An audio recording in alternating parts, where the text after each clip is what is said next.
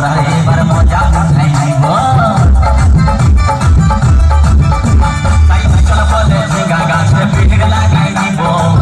গাছে তোরা এবার মজা উঠাই ও তুই জামাই খাবি ও তুই দেওয়ার ও তুই ভাষণ খাবি আস্তে আস্তে ভাইয়া দাদা এবং মায়েরা বলুন তো